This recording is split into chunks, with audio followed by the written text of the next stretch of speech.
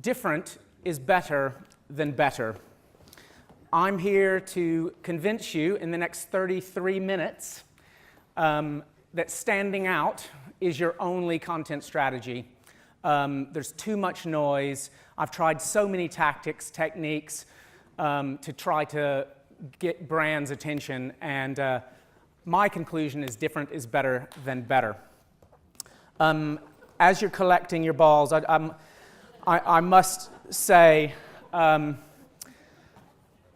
a little bit impressed with all of you because I've worked with a lot of network agencies, and there is something very different about hanging out with you guys over the last 2 days. I don't feel like you've gone for the cash. I feel like you have a lot of commitment to being yourself. And I'm quite impressed by that and a little bit nervous about that. On my way here, I'm always looking for something different to kind of analyze it. On my way here, they picked me up at an ungodly hour.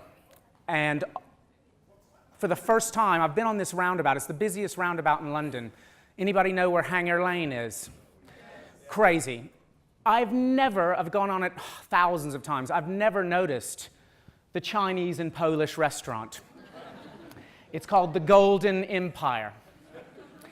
And immediately I was thinking my whole talk is ruined because I'm trying to convince you that different is better than better.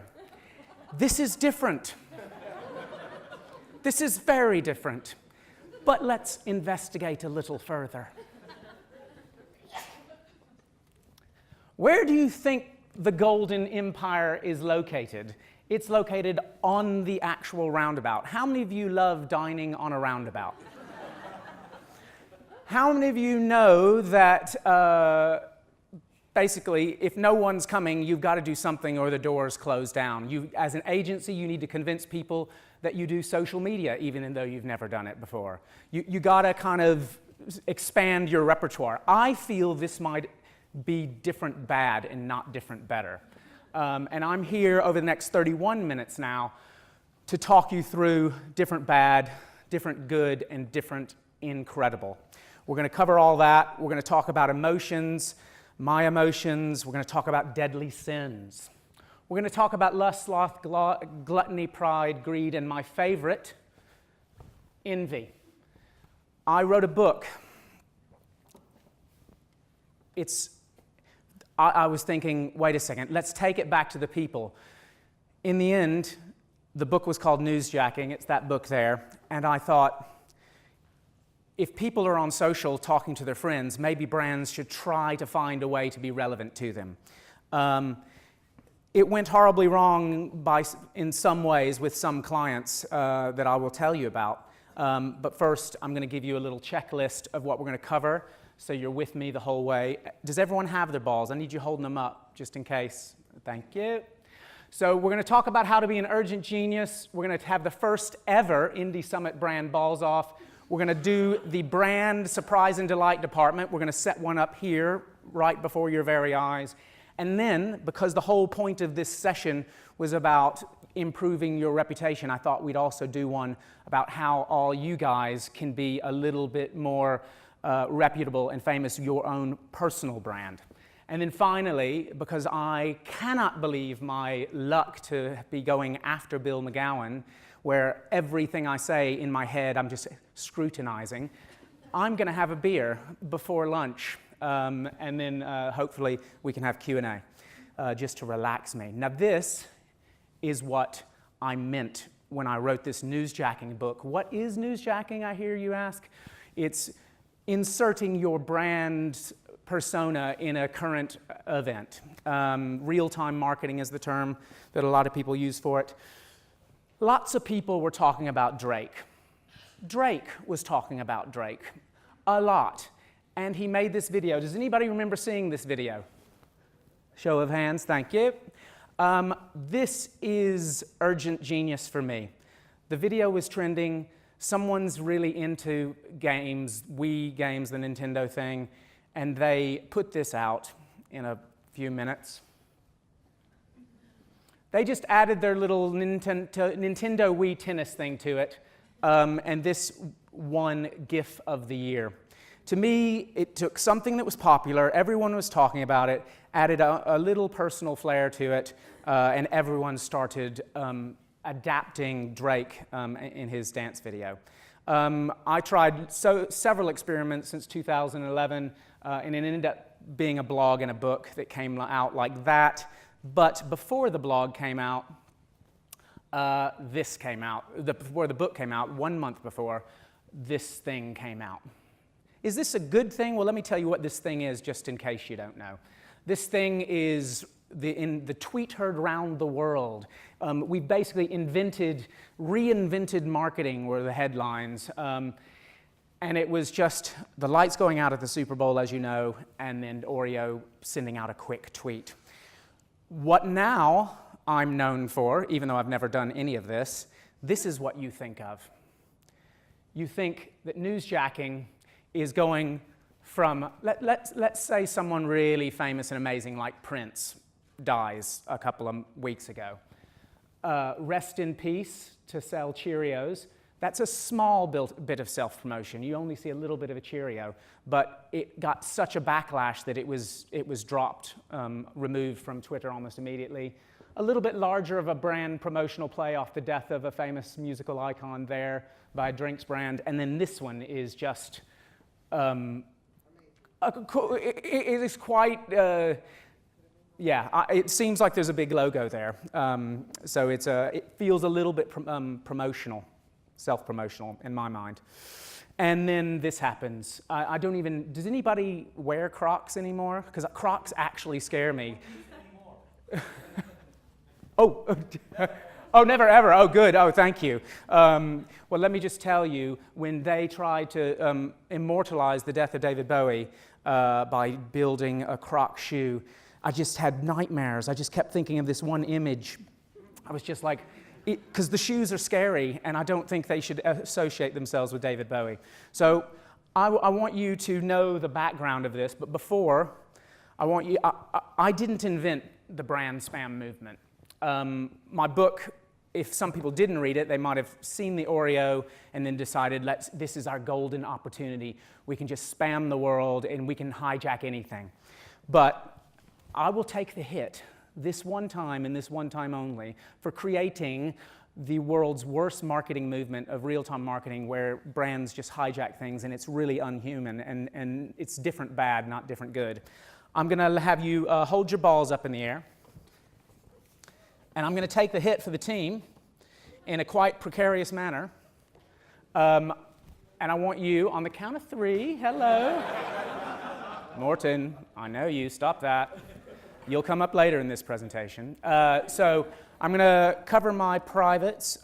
David, do you mind getting me that cricket bat? On the count of 3, for my sins as the scapegoat for real-time marketing and all the horror that it's led to you as independent agencies, I want you to throw those orange and green balls and blue ones as hard as you can on the count of 3. 1, 2, 3. Oh my God. Wow. Oh! There is always a sneak attack, and it's usually a cricket player or something, which I've probably invited you. If my ball captains can help re-deliver for the balls off, just at your own leisure, that would be helpful because I think they're out of balls. How did this all happen? Like, why should brands even have a voice in this conversation? Do we even need to be where the fans are? For me, it happened in 2009. And for me, it happened because of something very close to my heart, which is not Nick Griffin, but it's this whole racist thing. How many of you remember, or how many of you could have potentially been in the UK on October 22nd, 2009, and could have watched Question Time where the leader of the British National Party was on Question Time? Anyone? A couple? Okay. The thing is, most of us were just kind of pissed off and went to bed. One guy decides, you know what I'm going to do?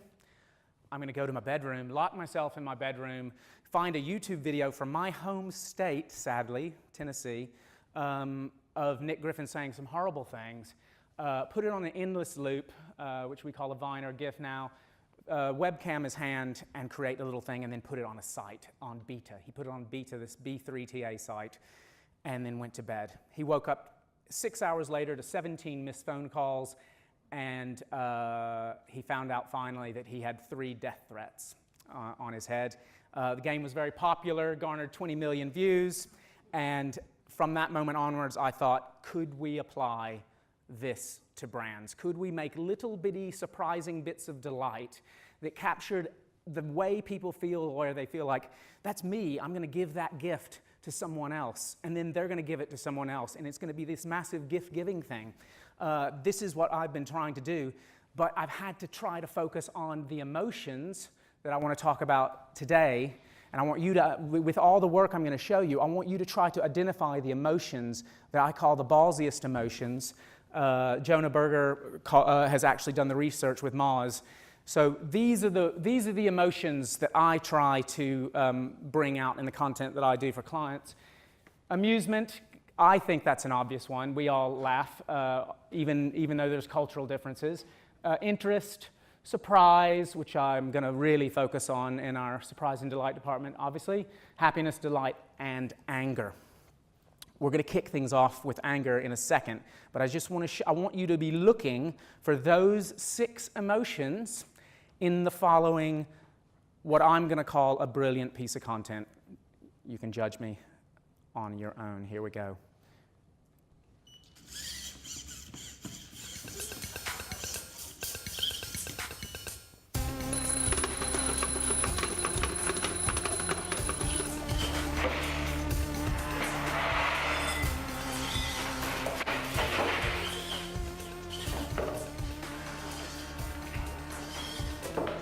I've been building robots for 2 years now, and I think what I really like about them is just that they're very easy to control. That makes me sound like a terrible person. The reason I started building robots was because I actually wanted to automate some parts of my life, but then I kind of realized that the over-the-top solutions were way more fun to build than the actually useful solutions, so I just kind of went with that.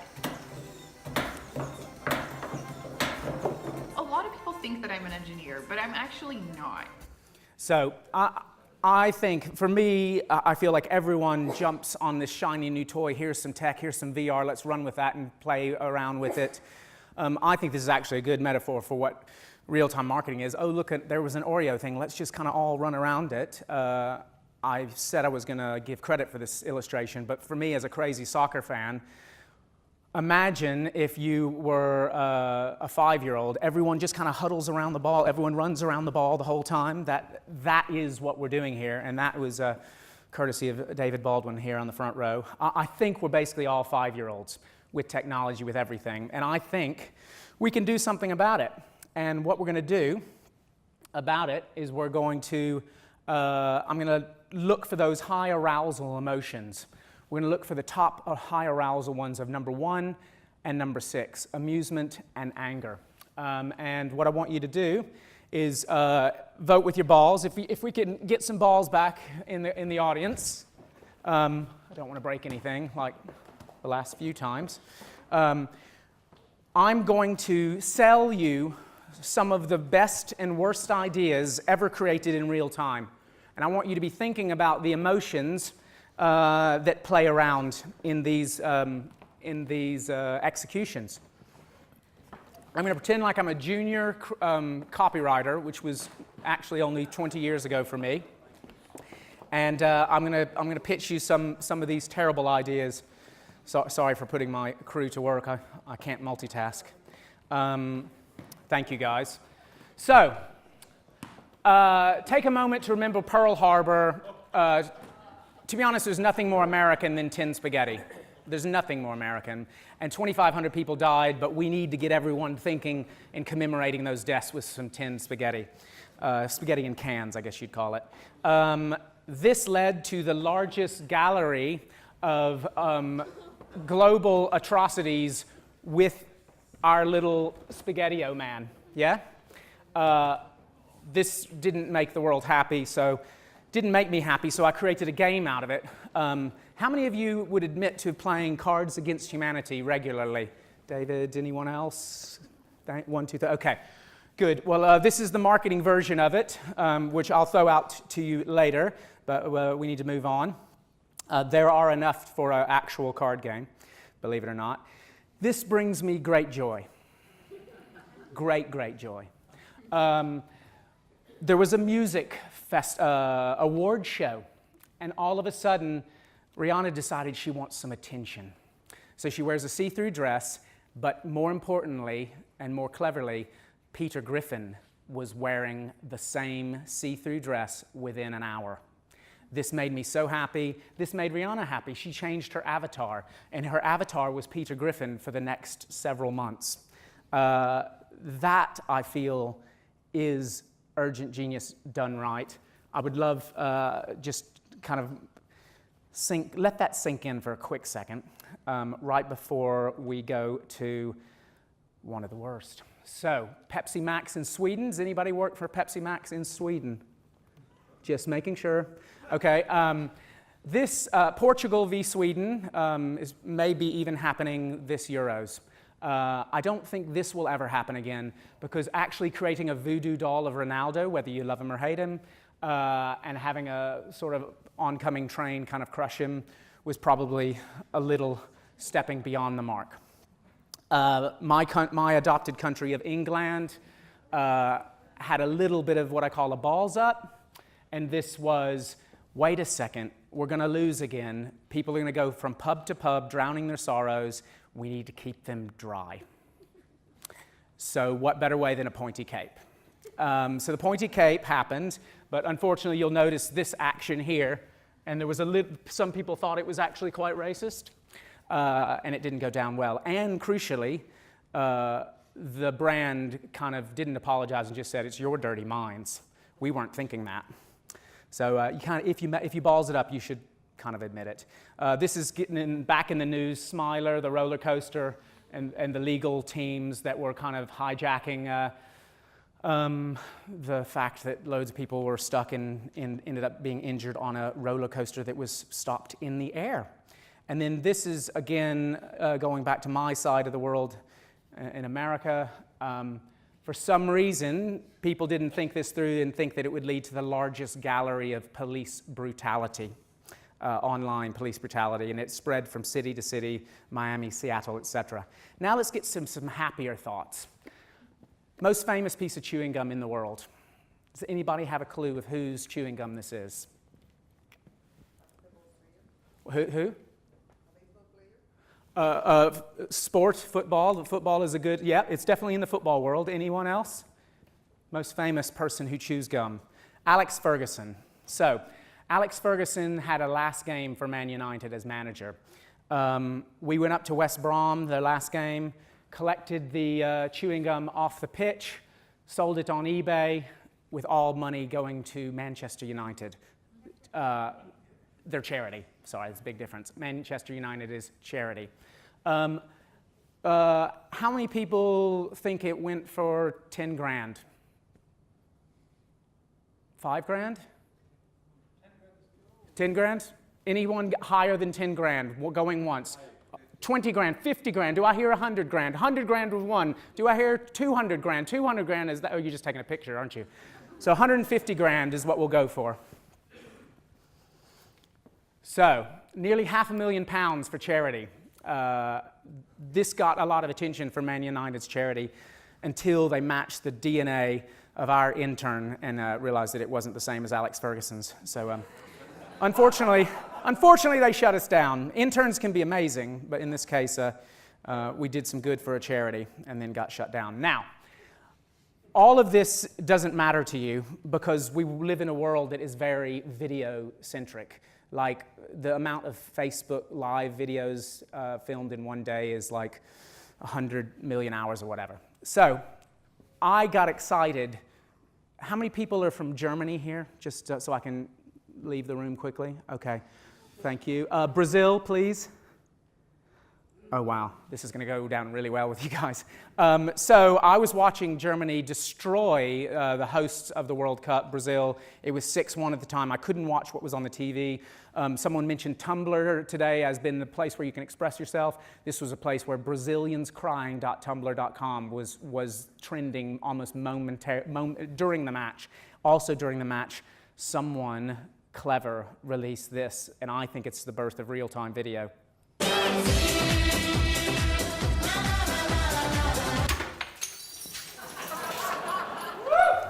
I knew you'd like that. That was like an American whoop. I think that was an American whoop, sorry. That got me excited, and that got me helping brands do that kind of thing. But where does all this go? All this goes into me rounding it all up and thinking, are there any things that we need to put in a checklist of what our content should have? We have great opportunities as indie agencies to do work that doesn't have all the red tape, all the jumping through hoops. I think that we collectively can be more brave than the network guys. I think the content, we can ask ourselves, is this taking risks? Is this very bold in an extraordinary way? Crucially, in the age of social and conversational, there was a trend that started with conversational that I really liked earlier, but is it actionable? Is it getting people to actually do something? Does it make you like the brand, emotionally connect with them? And does it last long in the memory? Like when I saw that the shitty robots thing, that lasted long in my memory, long enough for me to put it in at the last second here today. Is it surprising? Does it take you to an unexpected place? And most crucially, the brands that just want to sell stuff and talk about themselves, me, it's not about me, it's about you, and you-centric, based on the fans, and thinking like a fan. Now, I want to tell you a story of a woman that I had the honor of working with. Does anyone know of a brand called Sugru? Yes, okay, a couple. Not enough for my liking, to be honest, because I think it's actually an indispensable brand. I think if a brand was going to die right now before our very eyes, never come back again, I would miss Sugru. And I'm going to tell you Jane's story, and I think we need to try our best to make our own agency brands indispensable for the people we're trying to reach, and learn some lessons from Jane. Jane, she's a scientist, basically, and a creative person. She was trying out different plastics for 8 years at the Royal College of Art. She finally found this plastic that could harden in 24 hours, and she created this DIY brand, and this basically like silly putty for adults. You can use Sugru to fix just about anything. It's a DIY person's dream, and the people took it and they did stuff with it that she could never have expected. This is the story of Joanne. Joanne was born without a thumb on her left hand. She is an avid canoeist. It's a little bit tricky for her to canoe because of the paddle. So she said, oh look, Sugru.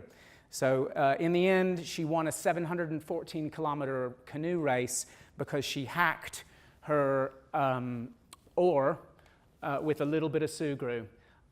Sent in the story, everyone kind of connected emotionally with this. This makes me like the brand, that the brand has created something, just given a gift, and then people are doing lots of stuff. But this is not what made the whole thing go quote unquote viral. This is.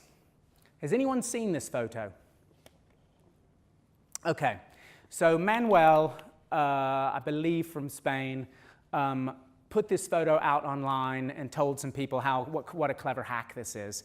And great, but he also sent it to Sugru, who reshot it to realize that it's actually powered by Sugru. A Lego minifigure fits perfectly a charger cable for Apple, and a lot of geeks love that. Morton, was that planned, that it would naturally fit, or is it a coincidence that the Lego minifigure fits a cable? I don't think they had cables in 44. They didn't have cables in 44. I think you're right on this one case as a technicality. No. So thank you for clearing up that little gross assumption. So this is my checklist from my muse, Anne Handley. If it's not about me, it's all about you, then these are the questions I would like for you to ask. Who do you want to reach? What value are you going to give them? Why is that important to them? And what do you want them to do next? The kind of actionable stage is crucial. I judge all the work I do on, as a content strategist, I have to dig into really deeply the fans, which I'm hoping all of you do with a written content mission statement, and you realize what value is this massive 3M logo with a little teardrop. What value is that giving people? And is that going to be important to them? Or is that going to show and appreciate their love of Prince? And what do you want to do with it? What do you want them to do with it? So, with that in mind, I would like for us to all focus our attention on helping other people. I want us to form what I'm calling a surprise and delight department. I want to take you back to November. No, I'm going to lie to you. I'm going to take you back to October the 1st. A film was released globally called The Martian. How many of you saw it? Keep your hand up, remaining up, if you liked it. This is a really good percentage. This is like 96%. I loved it, and I'll tell you why. Best film of the year, thank you. I thought it was great. I thought it was so great that a month before it came out, having read the book, we convinced Ridley Scott and Fox to allow us to run a surprise and delight department for the film. What is that? Why? What are you talking about? We looked at all the tweets that people were sending voluntarily when they read the book. They were believe it or not, they were talking about their love of the potato, because the potato is a co-star of the film, used in a very interesting way, I might add, as a human fertilizer. We said people are going to be tweeting about potatoes. Our client, is the number 2 grower of potatoes in the UK. We would like to be the official potato of the film.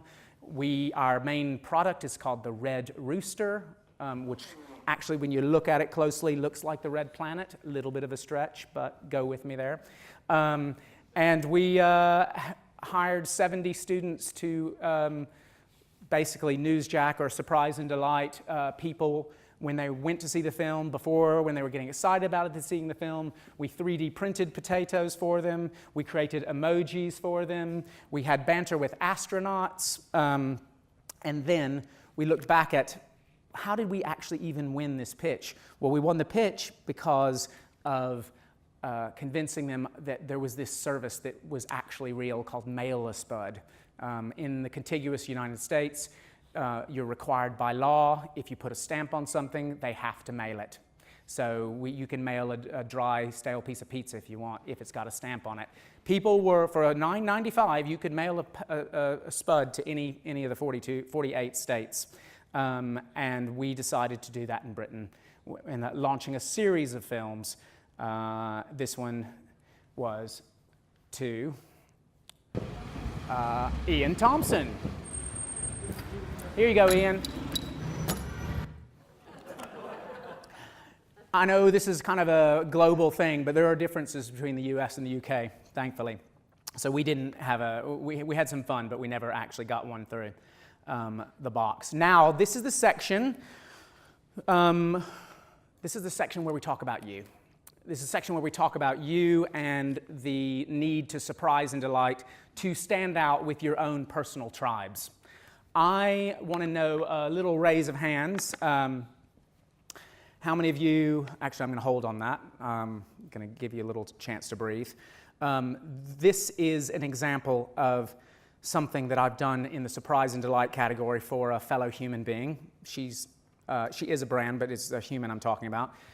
This is Catherine Tyler. She runs a company called Digital Moms. Mothers go to work, then they take some time off to have kids, and then for some reason they don't want to go back to work, so they now are being trained in social to be community managers, and she's training them all. with an online course, which is amazing. We did a little webinar together, had such great banter, got to know her quite personally in our banter on this little webinar, and she's really obsessed with bull terriers, and she's writing a book. So I went to Fiverr. How many of you use Fiverr? Okay, a couple. More of you should use it. I'll tell you what it is first. They have people standing by, lots of these, just creative people willing to do something for you. A guy that I love called Dennis Liu, who runs a company in San Francisco called Blitz Metrics, is obsessed with sending people little surprise and delights. He has an Amazon Prime account linked to it. He knows what people want. And here is a real live surprise and delight session coming. I need my friend, new friend, as we just met, Salva from Sri Lanka to come down, please. Can you come to the stage? Aha, there you are. Okay, I am going to give you something. Salva and I have had some banter because we're both very sporty. Look at us. So he's basically convinced me that he is a better cricket player than I am a baseball player. And he's going to prove it right now. No, I'm going to prove it. So you bowl. Is it called bowling? Sure. Okay, bowl. You got one shot, dude, because we're running out of time. Give you another shot until I look really cool.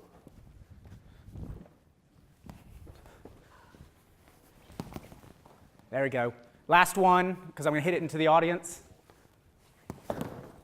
Very good. Okay, now this guy, thank you for me looking like an idiot.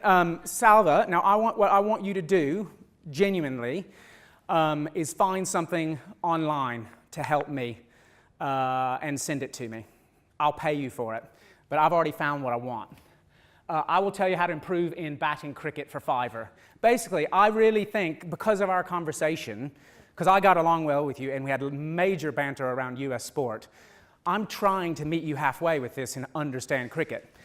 So the goal here is like, I don't think it's actually creepy. We got on well. I don't think it's creepy for me to send a surprise and delight a couple of months down the road. I'm not going to send it today, but I really genuinely think the only way to stand out, we keep bitching about emails, no one responding to our emails, but we're not actually being human and doing little surprise and delight tactics. This is what I tell brands to do, but now I'm having to do it myself. I'm going to try to find a way to help you at some point. But thank you for being my guinea pig. So, Salva, ladies and gentlemen, from Sri Lanka, really interesting story he's got, just a little pimping him there. Okay, what does that mean? Tell me. How many of you actually use it? 1, 2, 3, 4. That's about 11% of you. So I want you to use this for your own personal surprise and delight. I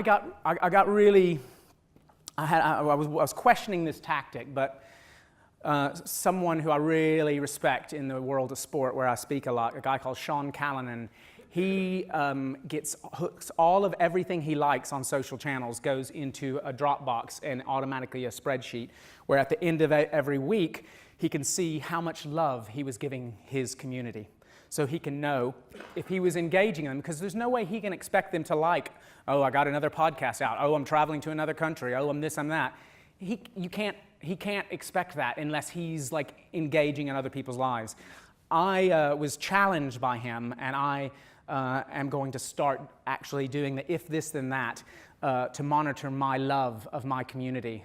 I think a lot of us kind of get stuck in our ways, and then when we want to move on to another job, we're like, oh my God, we got to move on to another job, and we haven't talked with anybody in a year or two. I've found that this works in workshops as well. People not expecting, coming in, surprising them, delighting them, knowing that they're all kids, and we're basically all kids at heart. I went to the struggle of having to go to the Lego store and get all the Legos that have metaphorical ideas attached to them, like doors and windows of opportunity, just to help these guys who are not very creative. And they ended up abandoning all my efforts to be kind of patronizing and just building amazing things and solving problems with this thing that Morton and I were talking about called Lego Serious Play. which is actually solving business problems with Lego, and it's amazing. Google it, because it will help your brainstorms. It's sure helped the ones I lead. And then that was just, nope, someone said not to mention Donald Trump, so I'm going to skip him. That's his hair. More of his hair. And now parting shots as we wrap up. I got 7 thoughts for you. I want you, because you have 4-second attention spans, I'd like for you to at least remember 2 of them. Be different. Someone showed a picture today of a little boy in a hot dog costume, not getting on with others. When you Google my name, unfortunately, you come up with me doing a talk in a hot dog costume, giving out corn dogs. Corn dogs are, by the way, talk about being different good. Corn dogs are the only delicacy from America that is still actually rare in this country. If you know what it is, if you want to know what it is, come ask me later. Be different, but to be good different. Keep it simple, as that's been a theme from today for sure. I would love to get to know Salva better and be able to personalize stuff for him that actually shows that I was really listening to our conversation, even though I was just trying to, it was just banter. I was just having fun because we were drinking, but I kind of need to be listening to him as well. And then I think we all know about failing fast and moving on. Little bit of an unfortunate provedores conclusion there. And then the thing I love the most is giving these gifts. And I just, because the events that I run, I actually print out personalized trophies. I think you guys need to realize that trophies are still cool. I mean, like, how many of you have gotten an actual trophy for something you've done in the last 6 months? How did it make you feel? That's good. See, I just don't think there's enough adult trophies, so I'm going to start a startup on adult trophies. Repurpose it. It's amazing. These 2, my favorite humans. It's amazing what just a simple repurposing, putting a hand in, just totally changes my emotion. I literally cry because I'm like a kind of like a macho guy. So I really relate to the up top, but then that just, I was weeping. Absolutely weeping. Finally, to wrap up, because I've gone 1 minute over before Q&A, is I think we need to go analog a little bit more. I get this screen blare in my eyes, and I just like want to shut off email.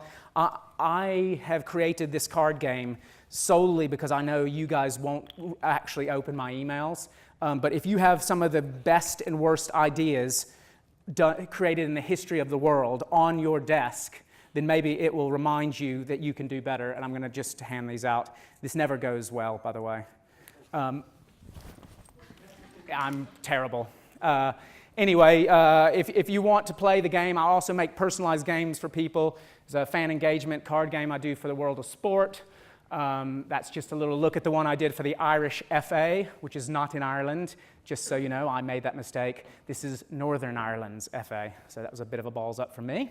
And then I play games with people on Blab, which I love. How many of you use Blab? I just need to know. None of you? Good. So let's blab together. That'd be great. We've got 8 minutes for questions. Thank you for bearing with this. And yeah. Jon Burkhart, everybody. Thanks for listening. Wonderful. Okay, so we have got time for questions for Jon. So who's gonna kick off after that? Oh, and by the way, totally forgot this, but I got a lot of crap to take all the way home to West London. So if anyone tweeted or will tweet for the rest of the day, I'm going to come up to you and give you this book because you're amazing. Show me your amazingness on digital, and I'm going to come up and like hug you. It's gonna happen. Tweet me at Jon Burkhart. I think it's been on the screen. What were you going to do with that plastic gun at the back there? So that's just more of a threat. That is more of a threat. The reality is I use it a lot in workshops, and I was hoping to have time because if you'd given me literally 10 minutes longer, I do this briefing session where I put all those emotions, I put the actual brief on the darts, and I shower the audience, and I can deliver 50 briefs in 30 seconds up to 90 feet. I talked with the organizers of this conference, Julian, who's lovely, but There was worry about, because evidently some guns and things have been in the news a lot lately, so I tamed that down, but I would love to shoot you guys later and I'll make a personal game for you and shoot you at the break. Thank you, great question. Can someone just have these balls? Because I'm taking one of these balls home with me because it's like my brand. Do you want to throw one at someone? Oh, sweet. You've seen how I throw. One last question just to make me feel good? Oh, look at that. If you're working with brands or businesses that might not be so creatively minded or don't always feel bold or brave or any of that stuff, how do you get them to engage in this way of doing things? Brilliant question. Thank you. Sometimes this presentation makes it seem like I get to work with fun brands, and that's like 20% of the story. The reality is when you look at those emotions, the best thing I can do is when someone comes up to me after a conference and says, "You never work for me," which is a little bit insulting, but it's because they no, we work in healthcare. Like I'm based in Austin, Texas. The Mayo Clinic comes here every year, and there's no way we're going to newsjack anything around the Mayo Clinic coming to Austin until we talked about how this agency is now the #1 source for news for that conference, because they just put on their hat that said, it's not a marketing hat, it's kind of a help people at all costs hat, and just be incredibly useful. So I actually start there, and just obviously I start with listening, who are we really trying to talk to, and then just try to be insanely useful, and then find a tone of voice that will stand out for them, because a lot of it is the tone. Because I love talking about big ass fans. Big ass fans make industrial fans. There's nothing cool about industrial fans, but they've created a brand called Big Ass Fans, and it's because there's a donkey on the logo. And that's a boring brand, amazing tone. Someone earned their money on that one. Really good question. I want the ball back. One more so I can throw properly. Do we have time for one more? Yeah, we have one over here. Where? There, in the This, middle. Morton, you're going to embarrass me. Genius. Drop. Thanks for seeing a toned down version of yourself today. No worries, I did it for you. I was just wondering, because I think coming out of that whole newsjacking thing,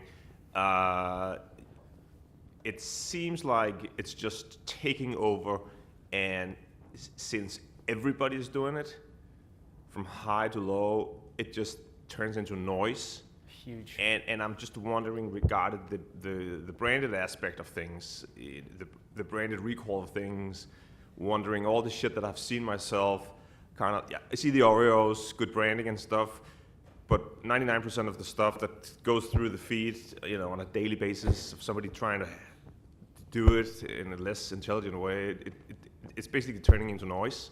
Any views on that? Yes. So sadly, I had a really strong view on this, and then realized that the head of Twitter was speaking right after me at a conference. But so Twitter put out a tool called Own the Moment. It was just a simple calendar for you to look at moments that you could associate your brand to. And I feel like a lot of agency people looked at that Own the Moment tool and decided to cover all those occasions. Within the last 3 years, even in the book, I got so excited about April Fool's Day when I was first dreaming up the book in 2011. And now April Fool's Day is ruined. The only way I want anyone to do anything for April Fool's is if it's so absolutely different better, but they actually really do it. When Firebox made Kim Kardashian's backside out of a Jell-O mold and sold it online for April Fool's, I was gutted that wasn't real. You should actually make it real. So to answer your question, it's hard. You've got to look for opportunities that not everyone's looking at. And that's why I actually think the surprise and delight way and making the surprise and delight as a mindset rather than just jumping on. Certain times there's God's gifts that just fall from the heavens. I was talking with Kingsley Morris from Jamaica, and we were talking about Captain Wes Morgan from Leicester City. That is a gift. The guy's Jamaican. Captain Morgan is a Jamaican rum. They sent they changed the logo and put Wes Morgan in a pirate suit on that bottle, it went crazy, and their only mistake was not making thousands because all the fans wanted it. So the stars can align and have a great moment, but other than that, we got to be careful and look what everyone else is doing and say, you know, is this right for our brand? You know, there's some people who have a right to do prints and a lot of people who don't. Good question. Okay, and Jon, just one last one from me. So you Yes. talked about lots of different platforms. Do you so if you were to pick one that you think is the one to use at the moment that is the most innovative, what would you say? So very good question. Got a little song about that. I love, and I'm a hypocrite, just so you know, I love what's happening with Snapchat because of the story feature. I love the fact that I'm being schooled by young people on it, but the fact that I can, while watching England beat Wales, I could be creating a story. I think brands are hopping on it, not knowing the ROI because it's really tricky, but I think you need to be on it because they're going to figure that out, and then you'll be first at the table. Snapchat's exciting. Instagram with a 60-second video is mind-blowing, and I would try to do one really, really well, but I would put my focus on Facebook, Instagram, and Snapchat with tweeting the hell out of live events. That's my recipe. Okay. Feel free to refute it over lunch. Lovely. All right, big round of applause, please, for Jon. Thank you everyone. Thank you very much.